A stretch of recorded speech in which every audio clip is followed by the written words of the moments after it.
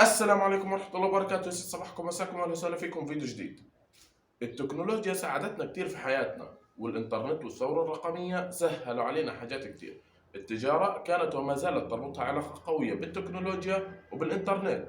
كل ما التكنولوجيا تتطور التجارة تزدهر أكثر، كل ما التجارة تزداد التكنولوجيا تتطور أسرع، والإنترنت إجا وساعد التجارة بأهم جزء وأفضل جزء وأكثر جزء تتمناه التجارة اللي هو التسويق والدعاية والإعلان. مفهوم التجارة من قديم الأزل واحد وما تغير ولا عمره بيتغير، هو ببساطة عملية تبادل سلع وخدمات بين أفراد وشركات. هذا أبسط مفهوم للتجارة، لكن التطور بالتجارة وين بيتم بأساليب وطرق التجارة. يعني على سبيل المثال زمان كانت تتم التجارة بين الأفراد والقبائل تبادل السلع، يعني المقايضة، كل شخص حسب احتياجه.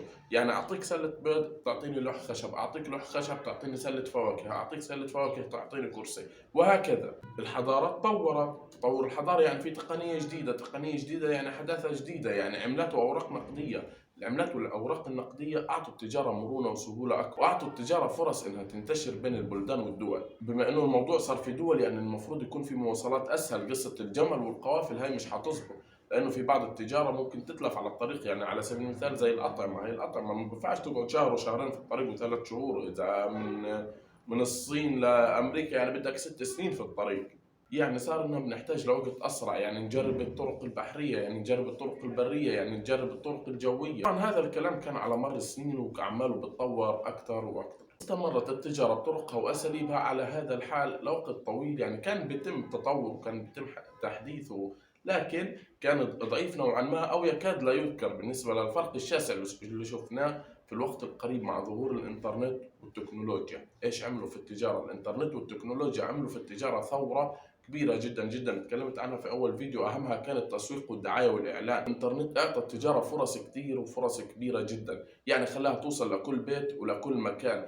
التسويق معادلته واحدة ما بتتغير، تسويق ناجح يساوي بيع أكثر، بيع أكثر يعني دخل أكبر. الحرب الخفية بين التاجر والمستهلك أعطت فكرة لبعض الناس الأذكياء زي جاك ما صاحب موقع علي بابا وجيف صاحب موقع أمازون. هذول الاثنين إيش عملوا؟ قال لك بدل ما التاجر ينزل سلعته في مكان والمستهلك يروح يدور في مكان، لا إحنا بنعمل لهم سوق على الإنترنت في كل حاجة من الألف إلى الياء. إيش بتمنى التاجر يكون موجود فيه وإيش بتمنى المستهلك يكون موجود فيه، مع مواصفات للتاجر ومع مواصفات للمستهلك. الآن شفنا موقع أمازون وموقع علي بابا اللي أسسه جاك ما، اللي تكلمت عنه بأحد فيديوهاتي على القناة، وبتلاقوا الفيديو الخاص فيه بالوصف. مواقع زي كده يعني سهل التجارة أكثر، يعني خلى في طلب أكبر، يعني المواصلات المفروض تكون أسهل وأسرع. إحنا هينا شايفين أمور التوصيل والشحن صارت أسرع وأسهل من زمان بكثير. يعني زمان كانت تحتاج لشهور وأسابيع، اليوم يومين ثلاثة بتلاقي الغرض عندك.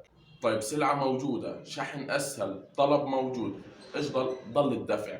الدفع كمان صار أسهل من أول بكثير، وصار بإمكانك تدفع إلكتروني بأكثر سهولة وبأكثر أمان. الإنترنت سهل على التجارة حاجات كثير، أهم التسويق. التسويق الناجح يعني طلب أكبر، يعني الطلب الأكبر يعني بيع أكثر، بيع أكثر يعني دخل أكبر. فهاي الحلقة تكلمت كيف الإنترنت والتكنولوجيا ساعدوا التجارة. في حلقة تانية استنونا إن شاء الله حنتكلم كيف الإنترنت والتكنولوجيا أضروا بالتجارة. إلى 10,000 مشترك ما تنسوا اللايك والاشتراك وتفعيل زر الجرس. سلام.